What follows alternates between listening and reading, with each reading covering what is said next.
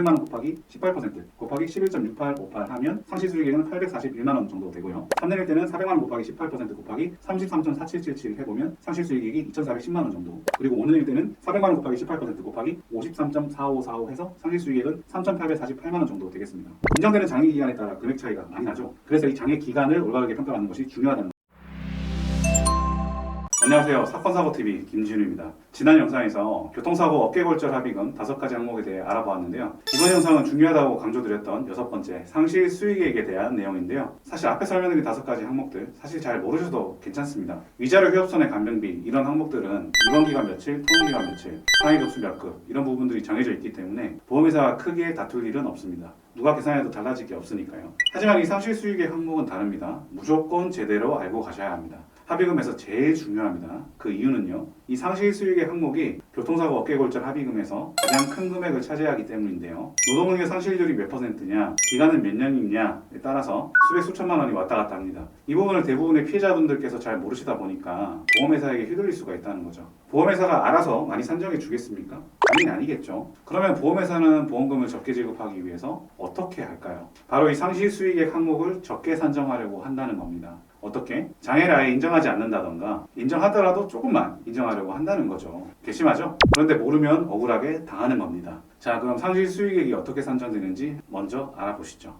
이 항목은요, 3가지를 곱해서 계산합니다. 3가지. 자, 보세요. 소득 곱하기 노동능력 상실률 곱하기 노동능력 상실 기간에 해당하는 호프만 계수인데요. 곱하기니까 이 3가지가 높을수록 합의금이 많아지겠죠. 중요합니다. 여기서 소득은 피해자의 현실소득이니까 바뀔 것은 크게 없겠고 노동능력 상실률과 노동능력 상실 기간이 클수록 합의금이 많아진다는 건데요. 여기서 노동능력 상실률이라는 것은 쉽게 말해 소득이 감소되는 정도, 퍼센트를 말하고요. 노동능력 상실 기간은 말 그대로 기간, 몇 년 동안이나 손해를 보느냐를 보는 겁니다. 그리고 호프만 계수는 중간이자를 공제하는 계수인데요. 이건 기간에 따라서 값이 정해져 있습니다. 계산을 한번 해볼까요? 장애기간을 1년, 3년, 5년 비교를 해볼게요. 예를 들어서 월소득이 400만 원인 사람이 어깨관절에 18% 노동능력 상실률 1년간 남기게 되었다고 했을 때 400만 원 곱하기 18% 곱하기 11.6858 하면 상시수익액은 841만 원 정도 되고요. 3년일 때는 400만 원 곱하기 18% 곱하기 33.4777 해보면 상시수익액이 2,410만 원 정도. 그리고 5년일 때는 400만 원 곱하기 18% 곱하기 53.4545 해서 상시수익액은 3,848만 원 정도 되겠습니다.